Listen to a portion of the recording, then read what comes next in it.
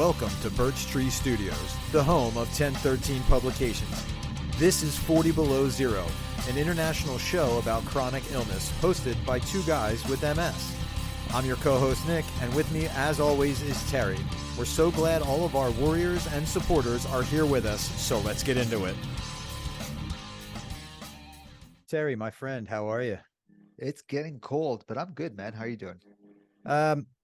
Hanging in there. I know that the next time you and I have our solo show, we're going to get deep into the feels and what we're doing. So I'll save all that stuff for the future show. But who are we talking to today? Awesome. Today we got John Wood. This guy is funny. He has an Instagram, YouTube channel. He even has a podcast. I just learned about this yesterday. I won't lie to you. And I'm excited to be on it. But yeah, you should check out his Instagram videos. Pretty funny, man. And let's not forget, he is also the author of A Fight to Survive, as told from the wheelchair. John Wood, pleasure to have you on the show today. How are you? I'm wonderful. How about you? Doing good. Listen, it's been a long time. We've been trying to get this together. Yes. It's been since August, but we persevered. We got you in. So tell us a little bit about yourself.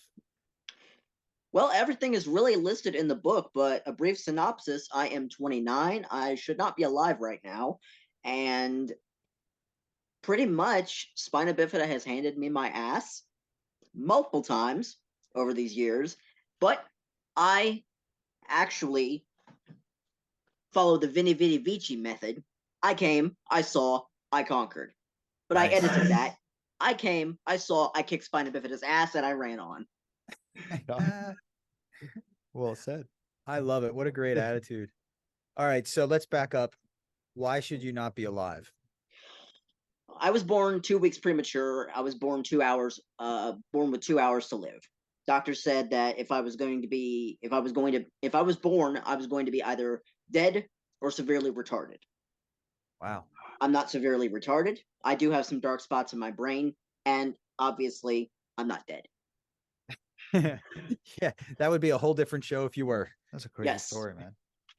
But due to the circumstances of my birth, being 2 weeks premature with a severe physical disability, they didn't know for the first 68 days that I was going to live. I was actually in NICU for 68 days, and then subsequently had multiple hospitalizations after that, stemming from, placement of the shunt tube in my head, the rods in my spine, all the things. I actually spent probably about a good year in a body cast from the chest to the toes. Wow. You know what's funny is when we started this, I wasn't even thinking of Spina Bifida. I mean, I know you have it, but I wasn't even thinking. It's funny because I left that out. I did the YouTube videos, and I'm like, oh my God. But okay. Do you have, it's a stupid question, okay? Do you have any family members that come to anything close to what you've been through? I know it's not genetic, but it's just curious. Like, no, I'm actually the only one in my family born with Spina Bifida. Okay. Like, legitimately. I'm one in 166,000 people born every year with Spina Bifida. And I'm proud to have that. You're awesome, bro. Do you know anybody else with it? Actually, locally, there were a few people, but they have since moved out of the state. Okay. So, or at least out of this area. But I can actually say, unless there's somebody else in this area with Spina Bifida, I am the only person on the Florida Panhandle with Spina Bifida. Florida. Okay. Yes. So take me to the mindset. Take me to your worldview. Like what, like they say people look through with rose-colored glasses. What does the world look like through John Wood's glasses? The world through my glasses is bright as ever. I don't call myself disabled. I call myself differently abled. I'm able to do everything that you guys are able to do. I just do it from a wheelchair. I go to church. I actually attend church virtually right now due to not being able to get out. I hang out with my best friend Ralph multiple times a month. Good Lord. We actually just went to we went out and had his early birthday celebration a couple days ago because he won't be in town on his birthday, which is the day before Thanksgiving. Happy birthday, Ralph. And I thought I was your best friend. Sorry, go ahead. I haven't known you since high school. No, I've known Ralph since high school. We both graduated in 2013, and I met him back in 2010. We were in a learning strats class together, and this guy, I kid you not, I write about it in the book. We're polar opposites. He's 5 foot something and solid muscle. I'm over here in a wheelchair, Mr. Jeans and t-shirts. I'm over here in a freaking 3-piece suit and a bow tie. And everybody's mistaken us. Oh, that's his boyfriend, not his best friend. After throwing my leather dress shoes at my brother's door in a fit of rage, people started getting off of my personal life and going on. Yeah.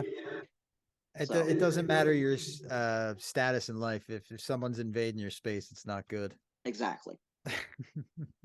And by the way, you look good in that suit you're wearing right now. I mean, maybe a Believe it tie or not, should be added. See, here's the thing. I'm just joking, man. You know that. I know. Silly thing though. As soon as I told you that I was wearing this and all the stuff, I spilled a bottle of water on my jacket. So it's over here drying on the hamper. And I don't have any neckties or anything because due to some unforeseen circumstances, I had to get rid of them all last year. Every single cotton picking one of them. And I've been collecting them for about 20 years. Oh, that's tough. So it is what it is. I want to talk about something. I'm sure you know that I have MS and Nick has MS. I'm in a wheelchair. So Nick is part-time, but my story is I'm in a wheelchair and I almost feel guilty because my legs don't work. They're really fatigued out. I can stand up maybe for 5 seconds. But then I meet someone like you and I'm like, am I a real wheelchair? I am a wheelchair user, but it's like, am I a real wheelchair user? Like, do I, because I can stand up and there's times, man, my legs are so damn tired. The transfers, I can't even do it. At night, I can't even do it, man. It's like, I'm not even going to tell you the stories I've been through, and then I meet someone like you and I'm like, man, do I need to feel guilty? You're going to tell me not to, but you tell me, like, do you see me and say, suck it up? No, I actually see you as the person you are. And I tell you exactly what I tell everybody else. It's actually a quote that I came up with many, many years ago. Your situation may be hard, but there's always someone like me ready to lift you up again. I love you, man. There are people that go through probably not as much as people like us go through, but when the roles are reversed and that other person's going through that problem, people like us are there to lift them up. And that's what I have dedicated my life to do over the last few years, is be a light to the community and to tell them that even though they're going through something, I'm always going to be there to lift them up, to keep them uplifted, to empower them. So what have you been up to the last few years then with that mentality? I mean, that's a huge thing to put on yourself. Well, actually, I started writing the book in 2018 when I was actually in the hospital. The cover of the book is actually of me in the hospital during one of my many fights to survive. I was actually in the hospital for a severe kidney infection stemming from a 7-centimeter stone that decided to invade my bladder. That had to have been painful. It was my very first one ever, and I didn't think it was as serious as it was, so I ignored it for 2 months. As we do. Well, when I finally got tired of having the fevers and the nausea and all the, the crap, I finally said, Dad, call me an ambulance. So as I'm in an ambulance toddling down the highway, non-emerge, whatever, I'm just sitting back there and I'm like, oh God, I better start writing a book. This is tough. And I started right there mapping out how I was going to write this story from an ambulance. I started over the next few years, I started going through and, asking mom and dad, God rest their souls, all the questions like, what happened here? What happened to this? I even asked my sister, I was like, do you remember the day I was born? Blah, blah, blah. She's 16 years older than me. Mhm. And believe it or not, she was the very first one to hold me after I was born because they thought she was my mother. So I'm like, okay, she's telling me this. And I was getting information from my second book, My Fight Continues, that should be released next year. Okay, I was wondering because there was some things that were kind of open ended, so I wanted to see where it had progressed from where you left off. Yes, yes, it will be. I'm actually currently writing chapter 7 right now, and with any shadow of a doubt, it should be released by the end of next year, middle to end of next year. Okay. But I mean, yeah, things were tough. My parents knew I was going to be born with it because they found out at a ultrasound about a month before, the, as I call it, that shit hit the fan. My parents got married when I was 3 months away from being born. They got married in February. I was born in May, and all my dad knew was he used his skills to make the house as accessible as it could be. Because they thought, oh, we're gonna have to bring a bed in or an incubator, or we're gonna have to find a casket, yada yada yada. Well, yeah, some of that did happen, but my dad was very smart about it. He built a house with, or not really a house, but a room for all my medical supplies. I have a wheelchair ramp that just had to be rebuilt last year. But they took it in stride because they knew it was going to happen, but they also didn't know that their little miracle was going to be 29 years old one day.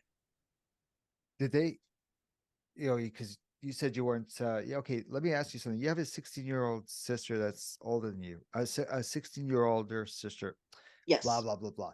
Okay. Your parents got married? My parent, okay, so she's my half sister. Angie's my Okay. half sister Okay. from my mom's first marriage. Okay. You can't throw something like that and not get me confused. It's okay. Yeah, my mom was married prior to meeting my father. Okay. And when they got married, you know, I they got married because of me, because I was being born. So how old were they expecting you to live for? Well, they weren't expecting me to live 2 hours. Yes. So they were setting everything up before. Yeah, pretty much. They were setting everything up, and when the day I was born, they found out, yeah, he's gonna probably live 2 hours. They'd already built the things and all the stuff, but when they figured out, oh yeah, he's probably gonna live 2 hours and die, it's almost like all their work went out. Yeah. But after 68 days, I actually came home and continued to thrive. They thought I was going to be an FTT, a failure to thrive. Well, obviously, I'm not a failure to thrive. I'm a fight to survive. Is that a thing? Am I just ignorant right now? Failure to Failure to thrive? thrive is an actual medical term, yes. It means that the baby is not progressing weight wise, all the things. Nick, did They you know thought I that? was going to be a failure to thrive baby, but I wasn't. Yes, I've had some setbacks, multiple revisions of the shunt in my head and the rods in my spine. Because if it weren't for the rods in my spine right now and the tube in my head, I'd be dead. Let me ask you an ignorant question. Go ahead. How much pain are you in right now? Right now, my back's a little stiff from the weather because the barometric pressure is kicking my ass. It's about 30.82 right now. And we're supposed to be getting wind and rain. So I'm keeping up. Yeah, and the Farmer's Almanac says that the winter is not going to be kind to anybody. So if that's true, then we're all in for it this year. Oh, great. Yo, he's in Florida. Yeah, you I'm in don't. Yeah, but Florida. you don't know though. Florida winters hit harder because you're not ready for them. Exactly. I'm ready for it. You're ready for it, but Florida usually isn't ready for these cold snaps that they get because it's always on the news. It's like, record snowfall. They got 3 inches. You know what I mean? Like Exactly. One year we had 2-foot icicles hanging from the house. Wow. I don't know. Still I Florida. mean, it's it's been a while. It's been a ride. It's been a ride this past year and a half. Ever since losing dad. I lost my mom back in 2020 to lung cancer, and then we lost dad back in July last year of complications from cirrhosis of the liver.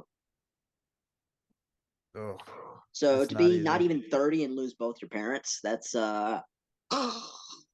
It's not like you're a totally able-bodied person who doesn't need any assistance to get through their day by any, mobility aids or anything. You know what I'm saying? Like, right. I'm 97% self-sufficient. Well, that's good. Give me the right setup and I'll do everything. Yeah. That's true. I mean, like, it's a lot of people think that. Again, I think I said it like a show or two ago. A lot of people equate disability to mental capacity, and they think the less you can do physically, the less your mind works. For Exactly. some reason, but Mhm. that's really not the case, obviously. No. So all we need is the right tools, and the job will still get done. Exactly. Yes, you're right. Your success doesn't equate to how much you put into it. Yes, you can put your success into everything, but if you're not really brain power wise doing it, Mhm. then in my opinion, it's going for nothing. If you're putting your heart, mind, soul, and body, blood, sweat, and tears into it, then it honestly is all in vain, my friends. Mhm. I hate to put it that way, but that's how I've gone over the last few years. Otherwise, I wouldn't be where I am today. Well, you can definitely tell. Sorry, you can definitely tell that you poured your heart and soul into this book, because I'm reading it and I'm like, man, I feel like I am listening to you tell it first person in real time almost. So it's amazing.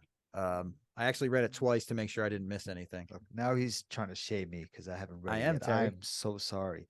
I You're haven't. okay? So listen to this, John. Yeah, whatever I'm going through right now. But this guy's like, hey, guess what I got? And he picks out the book. And I'm like, are you trying to brag? And then I pull out the book behind my little here. And he's like, oh, you got it too. I'm like, yeah, man, I'm invested in my guests.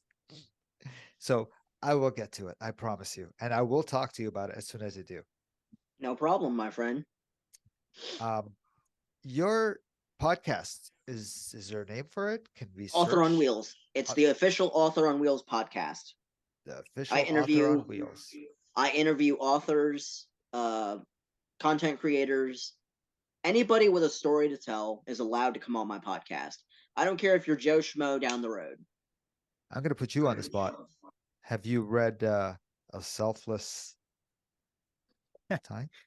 Selfless life. Life? Selfless Life? I've heard of it, but I have not read it yet.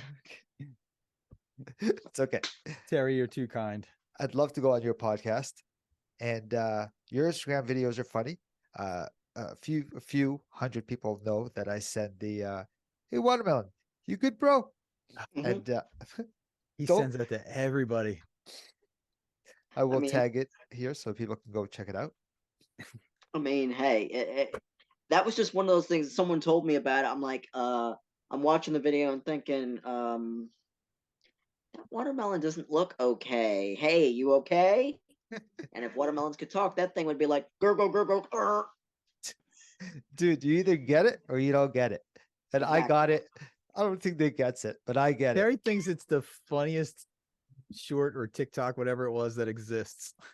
I love it. He sends it to me like every time we talk. He's like, "Hey, you okay?" I was gonna call him watermelon. I was like, hey, watermelon. So tell us about your oh man. That's cool. And your voice is just embedded now. I've And you I've honestly been told I have a voice for radio. In fact, I wanted to go to college for broadcasting, but my body decided to say, nope, you're not going to go to college for broadcasting. You're going to write a book and you're going to do it from the hospital. yeah. How long did it take you to write the book? 4 years. Oh, okay. Okay. 4 years. I tried publication in 2020 with a hybrid publisher, but it wasn't giving me the opportunity that I have now to where it's available on Amazon, Barnes & Noble, Books A Million, all the places. This place was just a print-on-demand publisher. I didn't know that because I walked into this kind of blindly. My mom actually sent me a link for Christian Faith publishers, and I tried with them, and I don't have $4 or $5 grand to publish, so I told Matt bye-bye. Okay. But ever since I got with my publisher now, which is Lulu, self-publishing, I've seen my progress grow. I've seen my dream come true in more tangible ways than I can even explain. To wake up every day and look at your status and be like, oh, I made another sale. Oh, that's where it is. Oh my goodness. I just actually found out the other day that I sold a book in the Netherlands. So I've added another country onto the map because I have a map on my computer that I take tags and I put them on there, and it's just the cover of my book. And I'm like, I'm seeing it grow and grow and grow and grow. And I'm like, holy hell. How many books are you going to write? How many books are you going to come out with? Do you have a number, or are you just... Honestly, until I'm done. Until the good Lord calls me home, I'll be writing.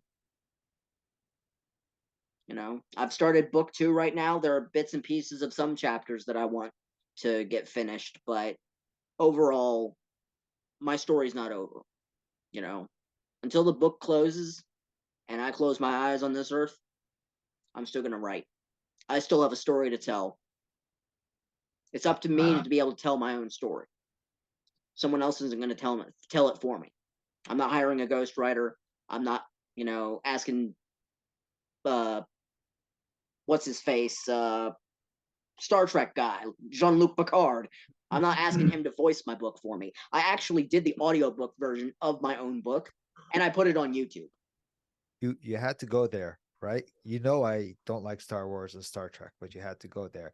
And I didn't know you didn't like Star Wars and Star Trek. I'm sorry, everybody. I have never watched that, but I will if someone convinces me somehow. But anyway, don't give me that face. Don't give me that face. I've watched Lord of the Rings. Isn't that good? That's good. Yeah. Close enough. Okay, yeah. I mean, yeah, Lord of the Rings, but Star Wars, Star Trek. Oh my god, dude! Just lost half our audience again, Terry. No, don't worry. Nick's still here. Relax. Your YouTube channel, is it similar to? I haven't really gone through it extensively, but is it more of you interview? Is it your podcast half with your Instagram videos? Kind of, yes. It's a mishmash of me coming up with topics that I feel people would listen to that I have applied to my own life. There are some videos on there that I wish were better. There are some videos on there that are funny as hell. And then there are some videos where I'm bawling like a friggin' baby. But that's all my story. That's all my story is. That's the most important thing, is because people can only connect to you when you are being genuine and honest. So when you have videos where you're openly sobbing and you're telling painful things or whatever the case may be, people can then say, you know what? Yeah, he's not putting on a front. This is actually him. And they appreciate that more than a produced show. I realize that too. As I say this all the time. As soon as I show my vulnerable side, dude, I see so many people thanking me and reaching out to me. So as soon as you tell me you were like crying, awesome, dude. That's why I gave you the thumbs up. I'm like, you're ahead of the game. I'm not going to say that my life isn't all, sunshine and roses. Sometimes it's napalm and gunpowder. Yeah. Sometimes it's ashes and, death and despair. I basically have lived over the last 29 years with a sense of mourning. That one day my fight's going to come to an end. There will be no more fight to survive. There will be a fight that ended. I have to come to that realization. I'm almost 30 years old. My life should have been cut short almost 30 years ago. I should not be right here talking to you guys on this computer. I should not be here. I should not have written that book. I shouldn't have been alive to write that book. But I did. And I'm here to tell you that your situation is hard. I'm here for you. You know, you're going through something, I'm here. You know, you both have MS. I'm here for both of you. You know, Respect. you know, people go through things every single day that they think is the worst situation that they can ever go through. Well, I'm going through something right now that is in my opinion the worst thing that somebody could go through. Waking up every day not knowing if you're going to live the day, you know, waking up to pain and degradation and, you know, fighting to live through the day, you know. From the minute I get out of bed and I get in this wheelchair, it's a constant battle to do the things that I need to do and get where I need to go. You know, I spend 95% of my day in this house between these four walls. That door right there doesn't work anymore because I accidentally broke it. So I stay here and I actually have, well, it's not here anymore. I actually have a hamper that I put in front of that door so my dog doesn't come in here and shit in my office while I'm doing YouTube. Because I've had that happen. Bro, I love this guy. I'm so sorry. I literally turn my back and the world goes to shit somehow. You know, I turn my back, I put on my headphones for 5 seconds, and it's like, well, we're going to just do everything we want to do. Armageddon 23. And people don't realize that, first of all, how much energy that takes. And then on the top of that, how much energy it takes not to be a bitter, hateful human. Exactly. In spite of it all. I will admit, I actually, in a sense, have been a bitter, hateful person. You know, going through things that I wish I didn't have to go through. You know, I went into a deep depression basically after I lost my dad because that was my world. That was my best friend, you know, and I lost him 2 months after I published my book. 2 months. Yeah. I published my book. My proof copy came to me on my 29th birthday. I was able to share that with him. We went to dinner and we celebrated that moment. And then a few weeks later, he got sick. And then we had to come up with, you know, ways of keeping ourselves alive. You know, I had to call my sister from Missouri and tell her, hey, Dad's dying. Pack your shit and come down. Mm. And I tell you, the day that we went to see him, it was the morning of the 10th. I remember it very well.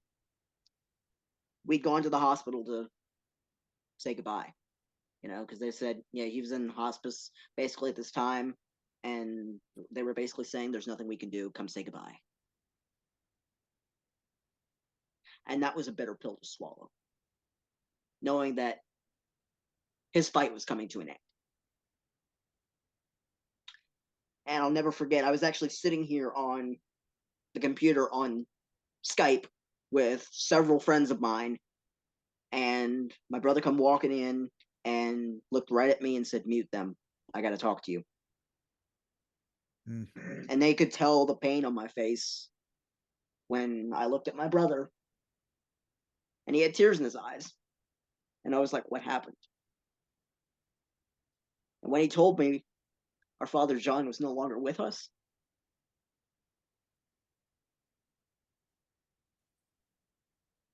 I wanted to punch a wall.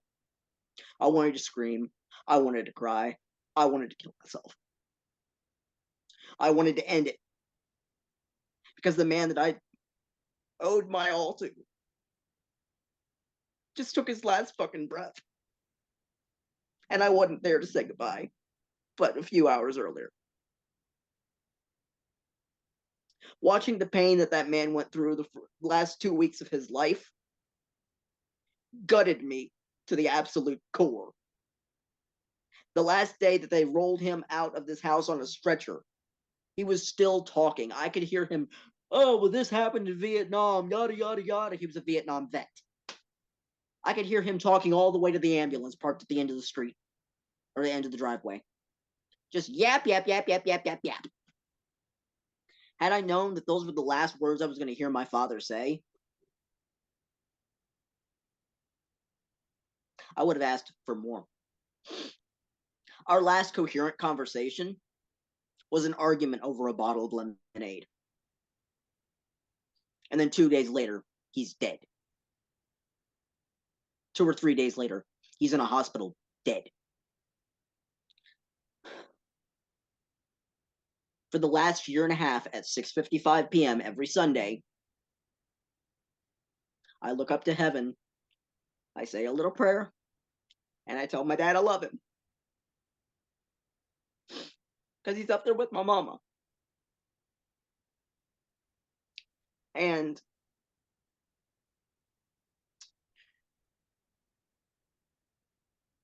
honestly, I don't know how to do this sometimes. I don't know this whole being alone thing. It's just me and my brother and our dog and a friend. But we're doing this all together, and sometimes I don't understand why this had to happen. I really don't. And I'm sorry for breaking down like that. I just had to get what I had to get out.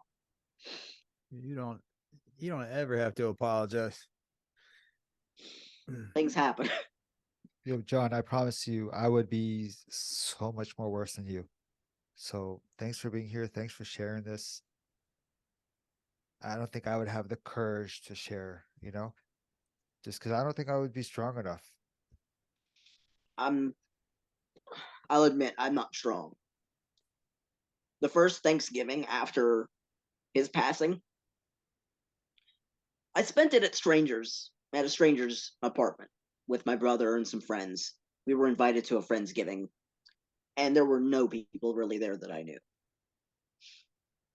Last Christmas, I sat right there in that bed and talked to people. I bought my own Christmas presents that year. I have friends that have gone out of their way to make sure that I have things that I need. And I hate asking people for things. It's like, I don't want to seem weak when I'm trying to be the one to be there for people and get them the things they need. And that's the opposite of how it was for me last year. I was asking people to help me, not me asking if you need help, Yeah. Honestly, this year I'm in a position to where I can help people a little bit more. In fact, my buddy Thomas just lost his mom a month ago. And I told him, whatever book sales or merch sales come in, because I also sell merch, whatever book or merch sales come in, portion of that's going to you for the foreseeable future because you need it. And yeah, things are a little bit tough. I haven't made that much money. I'm not doing this for money. I'm doing this because I want to get my story out. The money is the second. But like I said, I want to help people. And I want to help people in any way possible. So whether it's money, buying a meal for them, giving them the shirt off my back, because I've done that before. I feel very alike with you, man. I'm a giver, and I feel that with you too. And I'm a giver, not a taker. I'm a lover, not a fighter. I love people. I may not disagree with some people, but I love people. And I will give you the shirt off my back if that's what you need. but no one knows behind closed doors what you go through. They see the smiles, but they don't know behind closed doors that sometimes you're just done. Exactly. They see the smile and they look at the cover, aka the face. Yeah. But they don't take the time to sit down, open the book, and read the story, aka listen to me.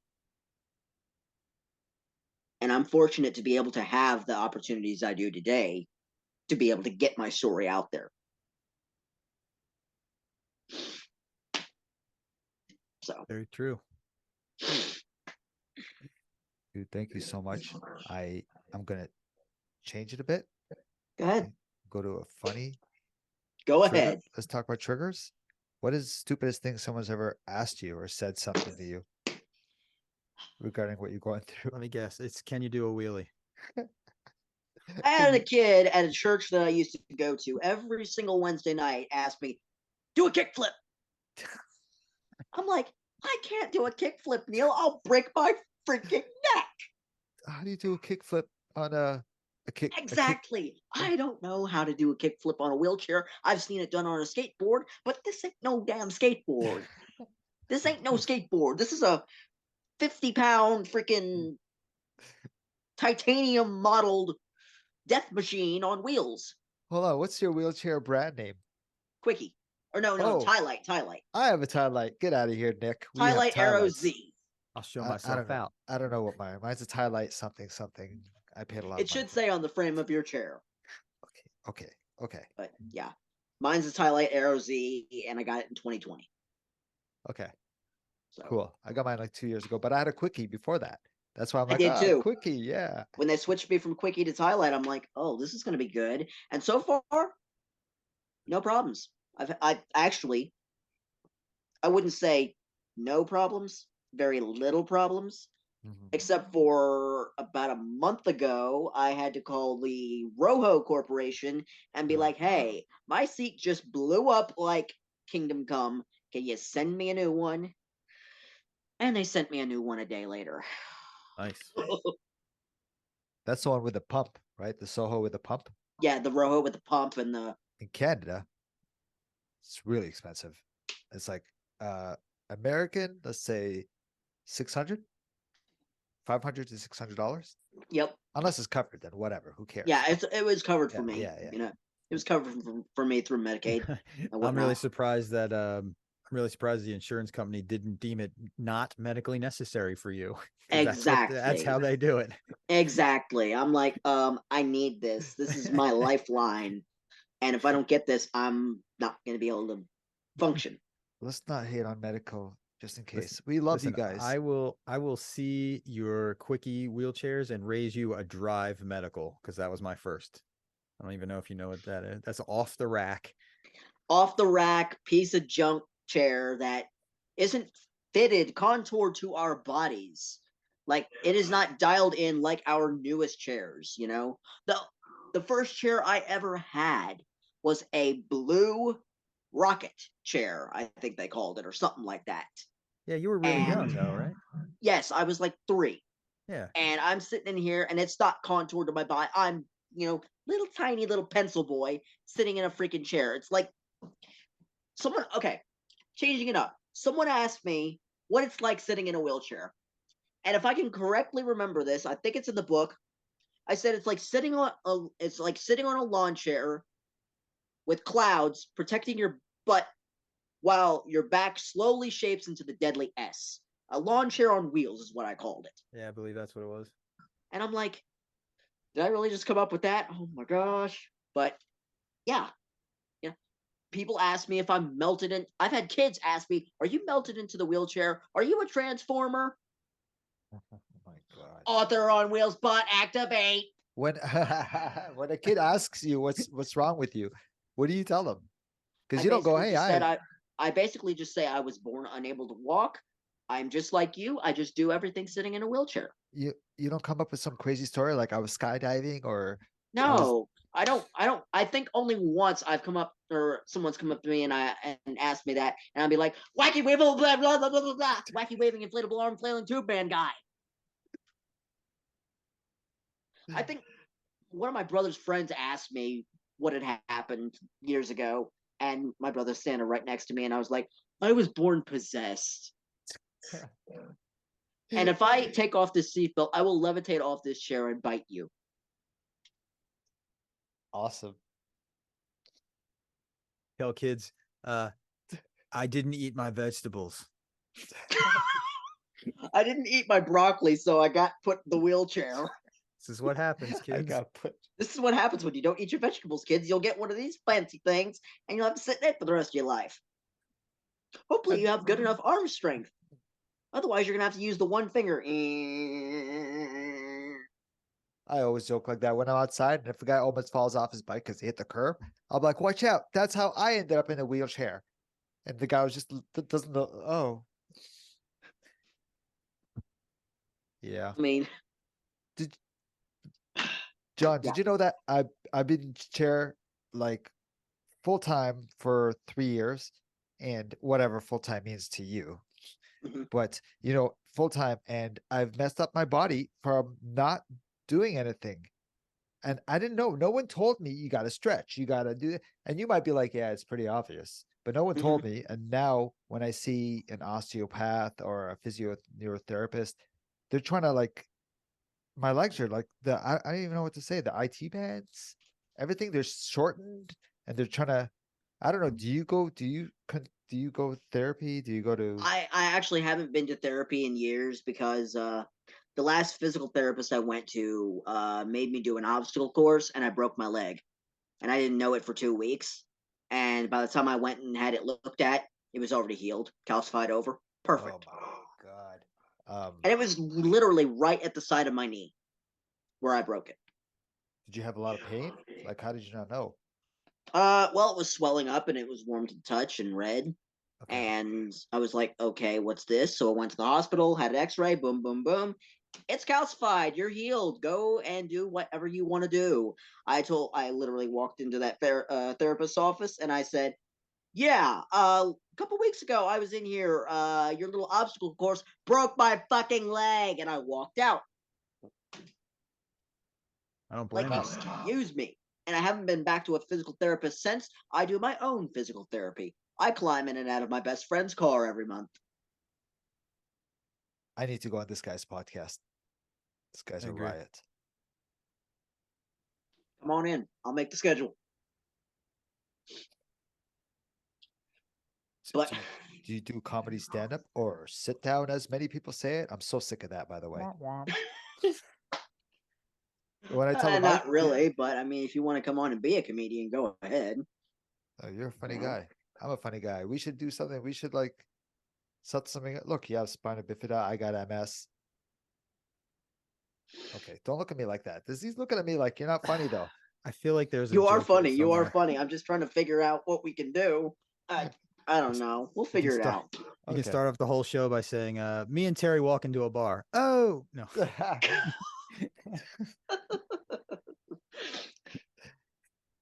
Three dudes in wheelchairs walk into or roll into a bar. That's it. That's all I got. And no one laughed because But they're too afraid. They're too afraid to laugh. but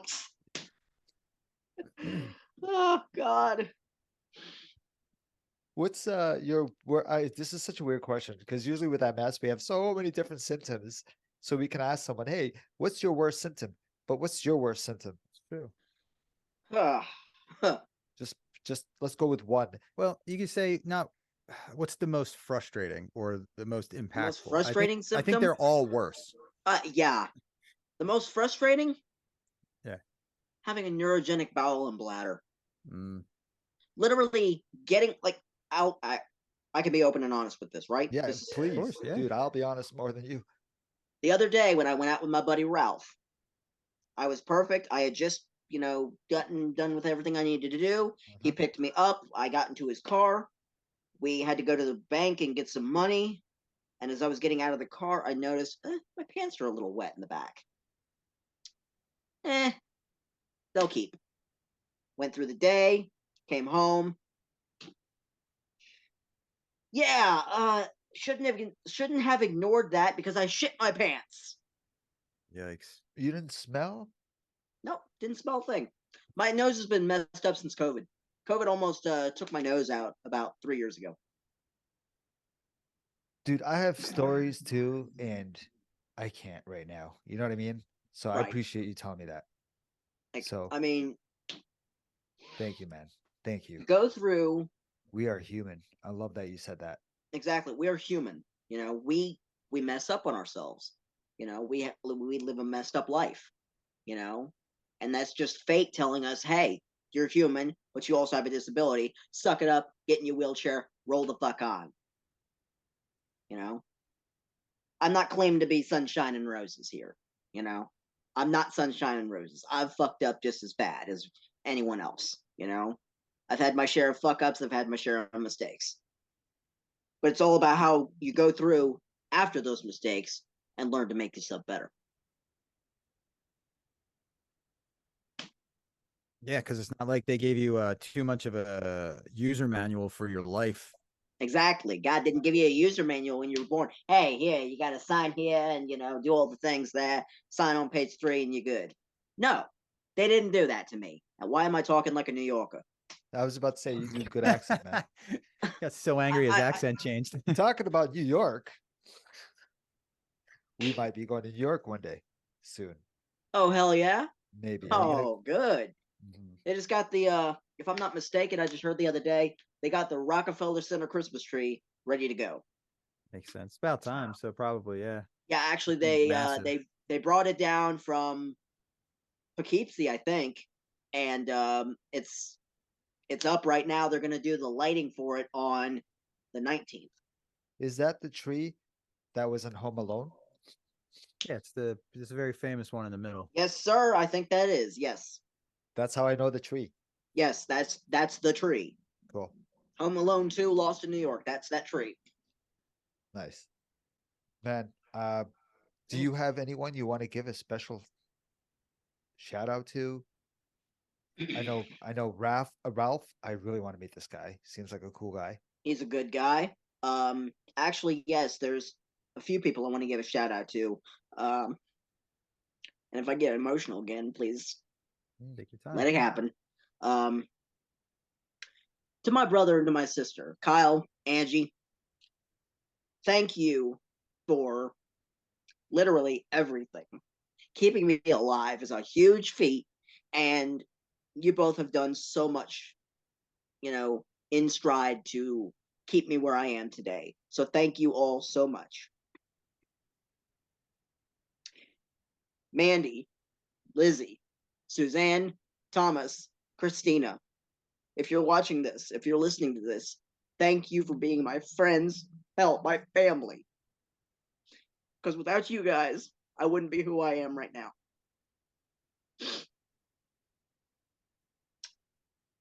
Mom and Dad, you're up in heaven right now listening to this. I love you to death. And thank you for allowing me the opportunity to have this kind of life. So thank you. And most importantly, thank you to you guys for not backing down on this, not backing down on telling your stories. Because if it weren't for you guys and the opportunities that you've given me, I would not be here right now doing this. And I really appreciate it. This is not a one-time thing. We can continue our friendship forever. All right, bro? Let's do it. Because you know Nice. what? There's more to give and I have more to tell. We'll do whatever you want. I'm open anytime. I'm open anytime. That's a good one. Yourself, knock that up. Amazing to hear this story. Thank you for being on our show. Fight to Survive, available now. Barnes and Noble, Amazon. Search it, find it. It's a heck of a read. You're gonna want to catch up because book 2 is coming out soon. Thank you for sharing your amazing story with us. And you're right. Every day might suck, but you're going to fight as soon as your butt hits the chair, and you're going to fight until you can't fight no more. Exactly. Awesome, John. Thank you so much for being here today. Thank you for having me. I will talk to you soon. And Nick, thanks again. Talk soon, brother. Yep, for sure. So check us out at 40belowzero.com. That's 4 letter T below 0.com. Or feel free to reach out to us. We'd love to hear from you. Our email address is info@40belowzero.com. Our personal Instagram account are, for Nix, it's Nix_V713. Or for Terry, it's What's_MS. Awesome. Looking forward to hearing from you guys. We'll talk soon.